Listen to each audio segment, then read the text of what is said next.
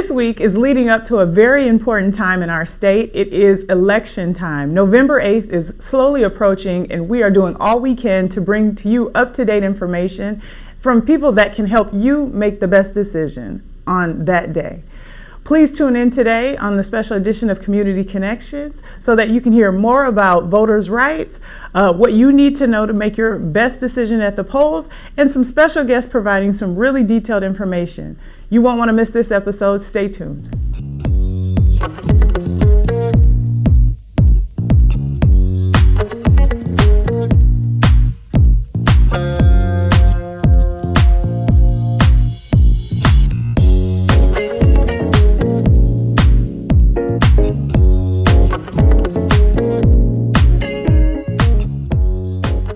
Councilman Osman, thank you for joining me today. Thank you so much for having me today. We are exactly 6 days away from our opportunity to cast our votes and handle our civic duty. Can you share with me the work your office has been doing to not only talk about voting, but also work on community building during this time? Well, thank you so much. I think, as you mentioned, it's very, very important. This election is very important. And my office has been letting the community know for the longest, as I know, that voting is important and we need people to come out. It's your right to exercise, and this election might not be as popular as general election, presidential election, but it's very important. We have on the ballot the governor, the IG, Keith Ellison, and others that are important to our state. So we keep letting our community know that it's never too tired to vote. We just have to keep voting.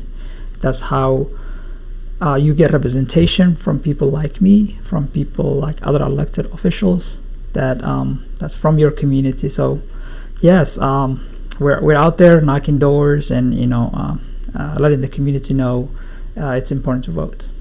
Can you talk to me about some of the concerns that you've heard in Ward 6 from some of your constituents? Well, for me, in general, that people are not really coming out as we expect them, especially the primary election. We usually there's a heavy turnout during the general election, but primary, not a lot of people voted in Ward 6. I'm not sure what that is, and I think maybe it's not as popular as general election. But some of the concern, of course, is public safety is an issue that's important to them in my district. Last couple of years, it's been very tough for the city of Minneapolis. We went through a lot of changes and challenges, the murder of George Floyd, the civil unrest, the not having enough police officers in the city. So those are the challenges they're facing. And of course, the COVID and economic effects and so on. So there's so many issues on the ballot that we should be alarmed and make sure to vote the right person. Now, there are so many of us that are familiar with what the role of a councilman does, but as we know that the role of civics in our educational system is fading, can you share with our viewers what your office does and what your role is within civic leadership? Well, thank you. City of Minneapolis, it's a big city. It's the biggest city in Minnesota, and we have government itself, City of Minneapolis government. We have 13 council members plus the mayor. We have 13 districts. So my district represents the 50,000 plus residents that live in that area, and mainly our job is to keep the community safe, to make sure that we are providing programs for youth and businesses, roads, all those different essential needs in the community is what we govern, and making sure that streets are clean, and making sure the unhoused residents we have are being helped, and so on, and creating opportunity and jobs and development and businesses like that. So it's really when you have someone from your community, someone who speaks your language, someone who understands you, you have representation. One thing I'd like to mention, Anisty, is that I've been here 2.5 years. I always put priority to what my community needs, especially East African community. One of the things that I'm proud of is that standing up when there's oppression, especially back home, and making sure that we're speaking out for our communities. And also, the call to prayer has been passed in the city of Minneapolis.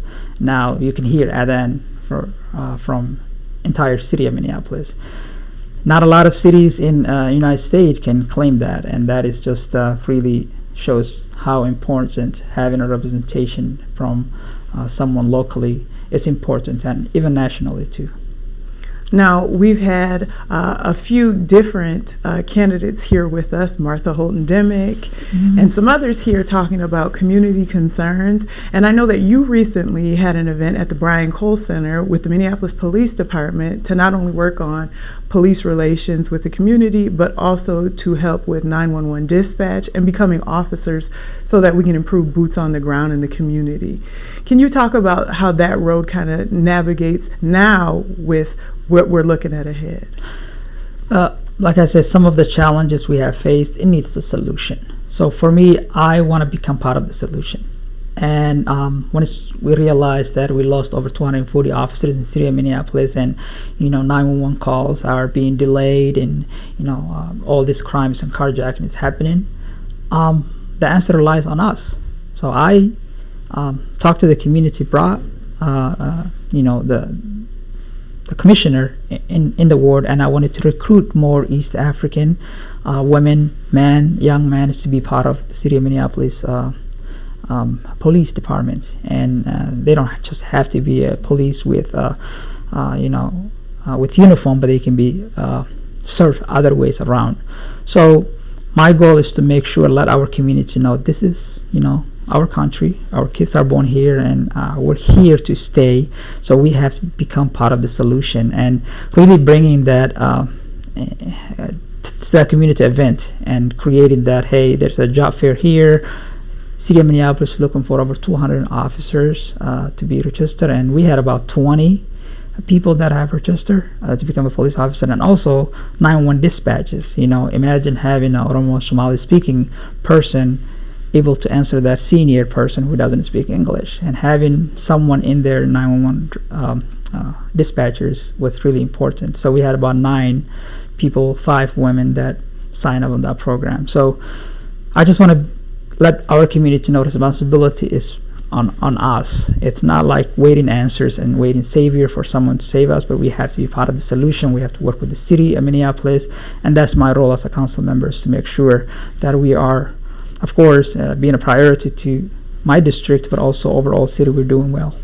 Congratulations on that successful event. We were there as well representing OROMIA11, and it was powerful to see not only community interest, but also the relations between MPD and the community in real time. Sure. Can you talk to me a little bit about the importance of casting your vote? I don't know how to express it. It's really, really important. If you're not on the table, you are the menu. That's what they basically say. I would say that in Minnesota, it's a 50-50 state. It's like a purple, Republican and Democrat, 50-50. But what makes it blue state is because of immigrant communities. We have a large, especially in Hennepin County, a large community that are immigrants, that are from East Africa and so on, that can say who gets on the seat, even can say who gets on, Attorney General, Governor, state representatives, and so on.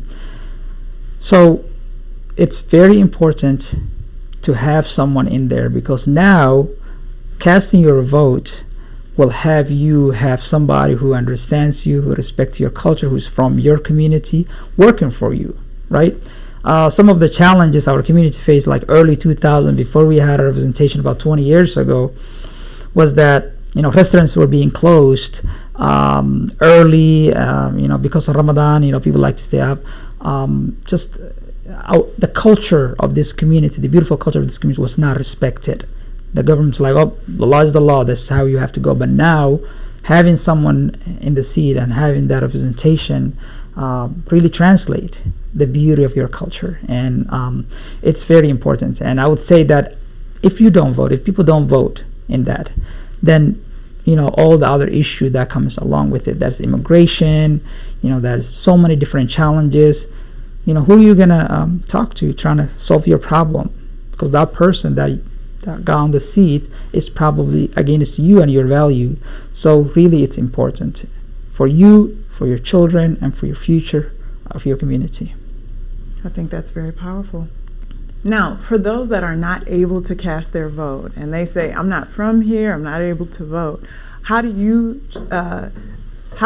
say that they can lend themselves to the effort of supporting what's taking place in our community? Well, we have laws in here, and if you're a citizen and if you are a resident of your location, then you have a right to vote. And we want to make sure voting intimidation and making sure scaring people, it's not right. Those tactics are used by Republicans sometimes and so on. But if you're not able to vote, then don't vote. But you can help out, give rights to your parents or to your community. Be part of work on volunteer campaigns. Go do some door knocking. One of the things we're seeing now, especially this 6 days left, that our community are not excited as they were in the past elections, and we're trying to figure out why. This is an important day. We want to make sure we keep Keith Ellison in office. We want to make sure the governor gets elected. So we want you guys to come out. We want to make sure that you actually also have a 2 hours window of your job. Your job is legal. They have to give you a time to go vote. So there's no excuse to be at home. There's early voting also. Right now the polls are open. City of Minneapolis actually announced yesterday we have 4 locations you can go vote. There's one on Lake Street, there's one on Hennepin, 980 Hennepin, or some North Minneapolis.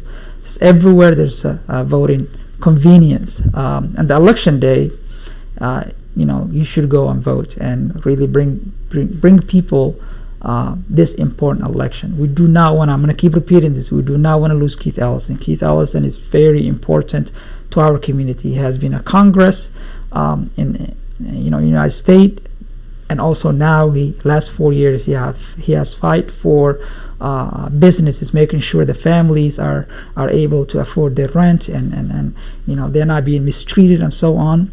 And the individual that's running with him right now, it really scares me. So we want to make sure that we vote for Keith, and please vote. Absolutely. Now, you spoke about this a little bit earlier. How have you seen Ward 6 try and recover since the impact of COVID-19? Ward 6 has been very challenged a lot. Civil unrest have taken place, the COVID, the jobs, people that live in Ward 6 are mostly low-income jobs, and they work on, entry jobs, and those has been lost a lot. But our people are resilient, and they really, keep fighting all kind of challenges and never give up. There's always a smile on their face, waking up, making sure their kids are in school and doing the work. And for me, advocating and continue to advocate for them, and making sure the businesses get the resources they need to rebuild. Also working hand to hand with landlords and making sure that the residents are not being evicted and not being mistreated. And also the most important thing, the community always express safety. And I was one of the ones that really wanted to say, yes, Minneapolis Police Department is not perfect, but a society without a police, we can't imagine that. Most of us came here for safety concern. We want to continue living safety, and I voted on, to make sure keep the police, at the same time fund programs that alternative policing and making sure the social work, the 911 response, mental health, alternative way. So the city has worked a lot, and we are better than 2 years ago, and I think we're going a better direction right now, especially the government structure and the council members that are agreeing more right now and trying to advance the city. So we are a resilient community, and we're continue to thrive, and I'm really excited to represent this part of the community. That's absolutely wonderful. Now, if you had one message that you would like to give to our viewers today, can you just look directly in that camera and share with them your plea going forward into November 8th? We have 6 days left from election. This is really important. If you have not voted, if your parents, your sisters, your relatives, your friends, your colleagues have not voted, remind them to vote. It's not a general election. Usually that's when the excitement goes on, the general election of the president. But now this election is very important. We have on the ballot Keith Ellison, Governor Tim Walz, and we want to keep those people in office. The other side of people that are trying to take their seat are not a community. They don't know our communities as much as they know this. Keith Ellison is from this community. Governor Tim Walz is our community and talking about our issues. So there's no excuse for anybody not to vote. Please come out and vote. We have 6 days left. Tuesday, November 8th. Now election early voting polls are open. There's 4 locations in the city of Minneapolis. Go to the city website and find the locations. Go vote. It's important. And we want to make sure that we have a representation in every seat, every government place. And as you can see, I'm an example of it, our people exercising their rights. So please go ahead, vote. Thank you. And lastly, for anyone that wants to stay connected and maybe a constituent of yours, can you provide any social media handles and/or contact information for them to get in contact with you? Yes, thank you. We actually give so much updates. If you go to the city website, Minneapolis mn.gov, that website has my information. You can just search Jamal Osman or Ward 6, just Google search. Also on Facebook, Jamal Osman Facebook / Jamal Osman and MN and every social media over there. We want to keep you informed. We want to make sure that you are also letting us know what's your priority to you and to your community. So reach out to us everywhere, Jamal Osman, any search. Thank you, Councilman Osman, and thank you for your civic leadership. Thank you so much, OROMIA11, and for having me, and keep up the good work. You play an important role in our community, and I really appreciate the effort and the work you have put in our community. So thank you so much. Absolutely. A special thank you to Councilman Osman and all of his constituents within Ward 6 for not only his valuable information today, but also his civic leadership. Please make sure that if you are not registered to vote, you are able to vote early, leading all the way up until November 8th when the polls close. You cannot vote November 9th, but you can vote early leading up to that. Cast your vote and be sure to stay connected right here at Community Connections. As always, I am Anna Orr, and it has been a pleasure chatting with you.